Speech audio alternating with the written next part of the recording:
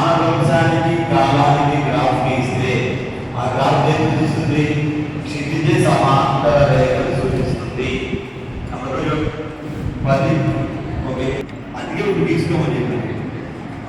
ఒకరు గ్రాఫ్ లేకుండా వేరే రాష్ట్రం అవే చెప్తాను కదా అంటే నేను చెప్పిన ఆన్సర్కి నేను కరెక్ట్ చేయాలి. పెట్టుకోండి. 10 కిలోగ్రాముల ద్రవ్యరాశి గల బంతి 5 మీటర్ల ఎత్తు నుంచి వదిలివేయబడింది. ఆయన ఆ భూమి చేరుకో సమయానికి దాని గది శక్తి ఫార్ములా రాసుకోండి, MGH అని రాసుకోండి. ఇప్పుడు చెప్తున్నట్టు MGH సేపటి ఆన్సర్ ఏమో 500 joules. ఆప్షన్ 3. CGS పద్ధతుల ప్రమాణానికి మధ్యగ నిష్పత్తి. క్వశ్చన్ కరెక్ట్ చేసుకోండి.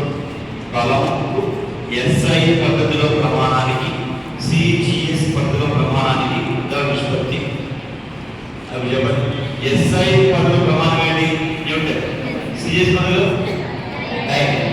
ఒక న్యూటన్ ఇస్ ఈక్వల్ టు ఎన్ని టైం? 10⁵ టైం. బట్ ఏమన్నాడు? SI పద్ధతిలో CS పద్ధతిలో ఏమన్నది?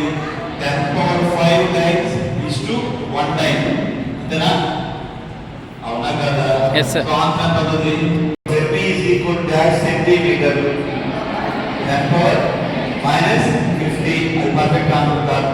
10⁻⁻60 సెంటీమీటర్ రాసుకోండి. సెంటీమీటర్ 10⁻70 రావాలి. So metres 10⁻50. Okay, option 4. స్థానభ్రంశము కాలము గ్రాఫ్ యొక్క వాలు దీన్ని తెలియజేస్తుంది. వేగం ఒక బంతిని 20 మీటర్ల/సెకండ్